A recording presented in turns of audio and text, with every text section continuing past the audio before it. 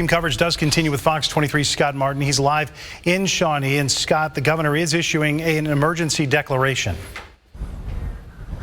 Ron, yes, he's doing that for Shawnee and the other counties impacted by this storm. And just look at where I'm standing. I'm in the middle of a highway that is blocked by two semis here that has this roadway closed. And the governor, as well as other city officials here in Shawnee, said that it's a miracle that no one died in this storm here in Shawnee and that they're only dealing with minor injuries. But the damage here is just unbelievable. I truly can't believe some of the things that I am seeing. I've covered several tornado incidents, and this is one that I'm definitely going to remember.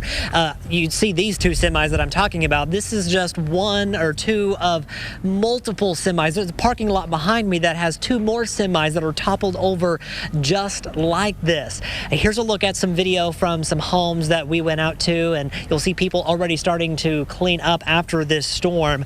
Emergency crews, they're actually in the process right now of doing a secondary search, making sure that everyone is accounted for.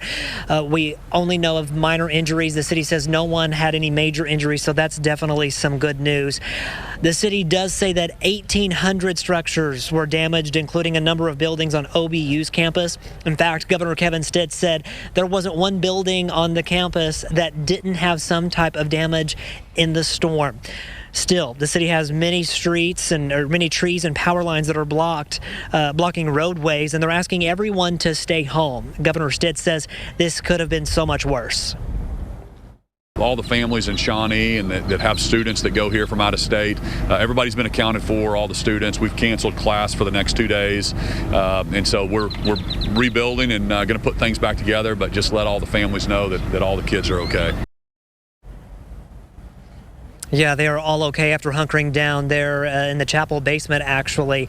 And here in Shawnee, we're just to the north of the high school. The high school also saw some damage, and families that I talked to today said this was an absolute nightmare. I've heard people just out here that are cleaning up say this is unreal, and it truly is. Ron? Scott, how many volunteers does the governor say they need to help the community rebuild?